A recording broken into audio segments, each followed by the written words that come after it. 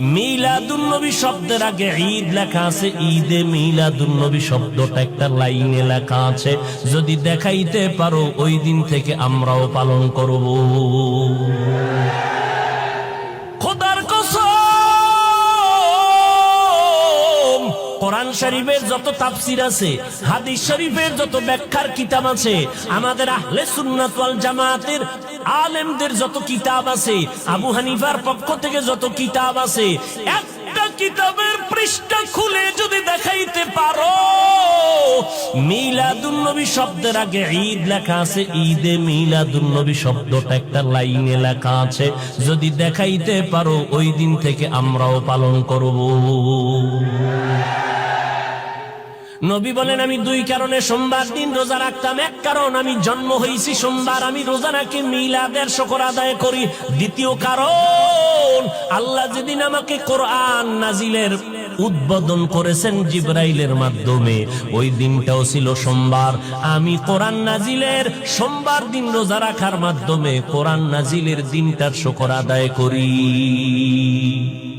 উম্মতেরা যদি মিলাদুন নবী কিছু পালন করতে চাও, মোহাব্বতে নবীর রোজা রাখো, নবীর আমল রোজা।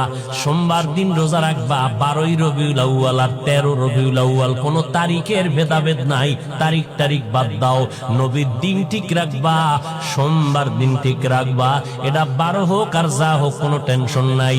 সোমবার দিন রোজা রাখবা, কয় শুধু রবিউল আউয়ালে, কয় না 12 মাস রোজা রাখবা।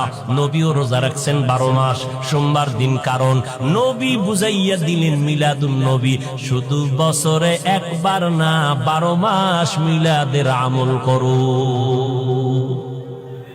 কি শুধু রবিউল আউয়ালের 1 মাস মিছিল দিয়া গেলি কই? 11 মাস যে খুঁজেও পাওয়া যায় না। রবিউল আউয়ালের 12 তারিখ বাজার গরম, বাকি 11 মাস গেলা কই বলো? মদিনার নবী প্রত্যেক সোমবার রোজা রেখে প্রমাণ করে দিলেন, আমার মিলাদে খুশি একদিন হলে চলবে না, আমার মিলাদের খুশি থাকতে হবে 12 মাস। কত বাগি জমিনের মধ্যে, দেওয়ানবাগি, রাজারবাগি, কুতুববাগি, কত বাগি বাইর হইছে জমিনে। রাজারবাগিরা পোস্টার ছাপায় দিছে, সাইয়েদুল আইয়াদ, একদিন হবে না 90 দিন হবে। সাইয়েদুল আইয়াদ মানে কি? কয় সব ঈদের সরদার ঈদে মিলাদুন নবী। খোদার কসম, কোরআন শরীফের যত তাফসীর আছে, হাদিস শরীফের যত ব্যাখ্যার কিতাব আছে, আমাদের আহলে সুন্নাত ওয়াল জামাতের আলেমদের যত কিতাব আছে, আবু হানিফার পক্ষ থেকে যত কিতাব আছে, একটা কিতাবের পৃষ্ঠা খুলে যদি দেখাইতে পারো মিলাদুন নবী শব্দের আগে ঈদ লেখা আছে, ঈদে মিলাদুন নবী শব্দটা একটা লাইনে লেখা আছে। যদি দেখাইতে পারো ওই দিন থেকে আমরাও পালন করব। দান্দাবাজি কয়দিন?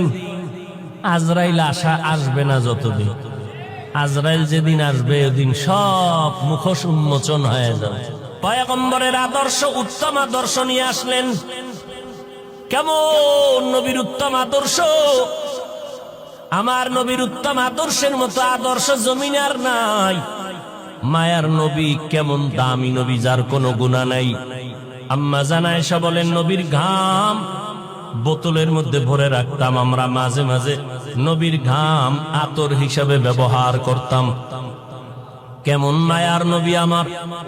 নবী একদিন হাঁটতেছেন, নবী তো একদিক দিকে তাকায় হাঁটতেছেন, নজর নিচে, কিন্তু কানের মধ্যে আওয়াজ আসতেছে, পেছনে যারা কারা হাঁটতেছে। দেখেন না, এমপি সাহেব আসবে, চেয়ারম্যান আসবে, দলে সাঙ্গ ভাঙ্গ আছে না নাই? ভাব অন্যরকম। আমি বক্তা হয়ে আসছি, আমার খাদেম খুদ্দমের অভাব নাই, গাড়ি হাঁকাই আসলাম, মদিনার নবী যাচ্ছেন কোথাও, পেছনে আওয়াজ আসতেছে, সাহাবায়ে কেরামের দল আছে। নবী জায়গায় বসে বললেন, সাহাবায়ে কেরাম বসে বললেন।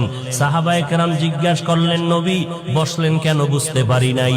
কয়, তোমরা আমার পেছনে হাঁটো, মানুষ মনে করবে আমি কত জানি দামি, আমার দবদবা আর কত শান শওকাত।